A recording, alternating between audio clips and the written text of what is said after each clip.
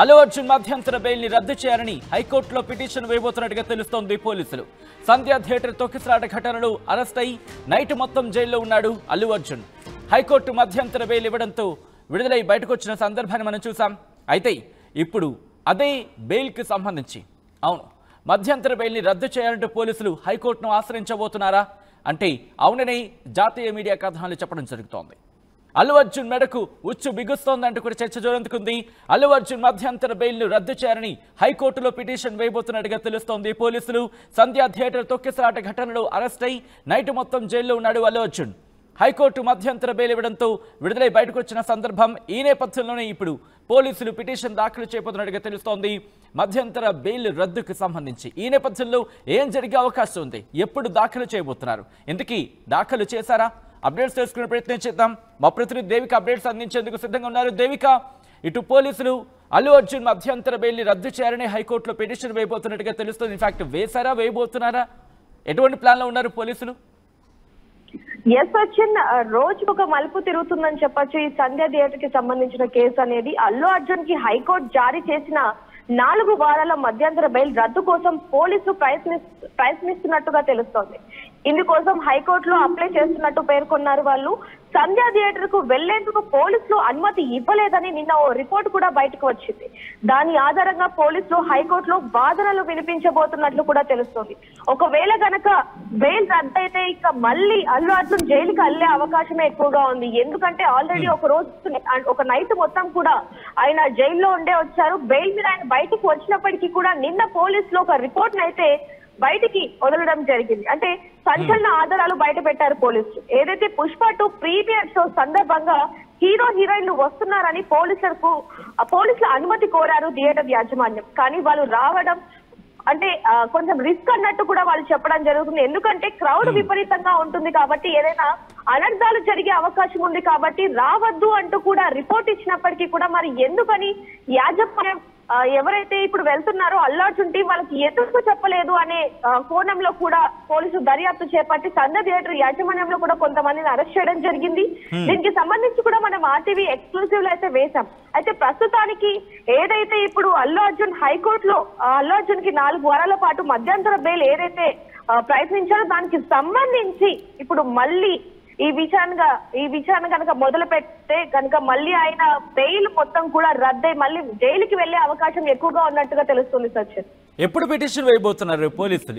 ఈ రోజు వేసే అవకాశం ఉంది, ఎందుకంటే దాదాపుగా సాయంత్రం కావస్తోంది, లేకపోతే రేపు పిటిషన్ దాఖలు చేసే అవకాశం ఉందా దేవిక? ఎస్ సచిన్, రేపు కంపల్సరీగా వేస్తాము అంటూ కూడా పోలీసులు చెప్పడం జరుగుతుంది. ఎందుకంటే దీనికి సాక్ష్యాలన్నీ కూడా పర్ఫెక్ట్ గా ఉండాలి అంటూ కూడా పోలీసులు ఆ రిపోర్ట్ ని అలాగే మరికొన్ని సాక్ష్యాలు కూడా వాళ్ళ దగ్గర ఉన్నట్టుగా చెప్పడం జరుగుతుంది. దీన్ని బట్టి వాళ్ళు కోర్టులో ఈ వాదనలు వినిపించబోతున్నారు రేపు అంటే చాలా క్లియర్ గా తెలుస్తుంది. ఒకవేళ కనుక ఈ బెయిల్ కనుక రద్దు అవుతే ఆయన ఖచ్చితంగా దాదాపు కొన్ని సంవత్సరాలుగా అక్కడ జైల్లో ఉండే అవకాశం ఎక్కువగా ఉంది. రైట్ దేవిక, ఒకసారి మీ లైన్ నుండి ప్రయత్నించండి. అల్లు అర్జున్ మెడకు ఉచ్చు బిగుస్తోందా? ప్రస్తుతం ఈ డిస్కషన్ ప్రారంభమైంది. ఎందుకంటే నేను ఒక రిపోర్ట్ ఇన్ఫాక్ట్ నేను ఒక లెటర్ని బయటికి రావడం మనం చూసాం సంధ్యా థియేటర్కి సంబంధించి. సంధ్యా థియేటర్ స్టాంప్ కూడా ఒకసారి ఆ లెటర్ని కుదిరితే డిస్ప్లే చేసే ప్రయత్నం చేద్దాం, ఆ లెటర్ని కూడా చూపించే ప్రయత్నం చేద్దాం ఆ లెటర్కి సంబంధించి. ఎందుకంటే ఆ లెటర్ ఇప్పుడే కీ రోల్ ప్లే చేయబోతోంది. ఆ లెటర్ కనుక కోర్టు దృష్టికి వెళితే కోర్టు, ఎందుకంటే రిమెంబర్ అల్లు అర్జున్కి సంబంధించి వాదన జరిగినప్పుడు అక్కడ ఆల్రెడీ వాళ్ళు చెప్పుకొచ్చారు, పీపీ చెప్పుకుంటూ వచ్చిన సందర్భాన్ని ఒకటే మనకు గుర్తు చేసుకోవచ్చు. మాకు మండే వరకు టైం ఇవ్వండి, మండే వీటికి సంబంధించి ఆ డాక్యుమెంట్స్ కావచ్చు, ఆ ప్రూఫ్స్ కావచ్చు మేము ముందుంచే ప్రయత్నం చేస్తామంటూ చెప్పిన సందర్భం.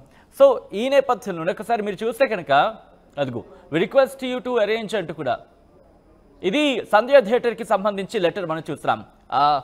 ఇది కాదు, నిన్న పోలీసుల నుంచి ఒక లెటర్ రావడం జరిగింది. నిన్న పోలీసులు సంధ్యా థియేటర్కి రాస్తూ ఒక లెటర్ కూడా మనం చూడడం జరిగింది. ఒకసారి ఆ లెటర్ని చూపించే ప్రయత్నం చేద్దాం. ఇది సంధ్యా థియేటర్, ఎస్ ఈ లెటర్ మీరు చూస్తున్నారు. ప్రస్తుతం మీరు చూస్తున్న ఈ లెటరే కీ రోల్ ప్లే చేసే అవకాశం కనిపిస్తోంది. ఒక్కసారి అది ఫుల్ ఫ్రేమ్కి వెళ్ళే ప్రయత్నం చేద్దాం. ఎందుకు ఫుల్ ఫ్రేమ్కి వెళ్ళే ప్రయత్నం చేస్తానంటే కనుక దాంట్లో డీటెయిల్గా వాళ్ళు రాసుకొచ్చారు అక్కడ.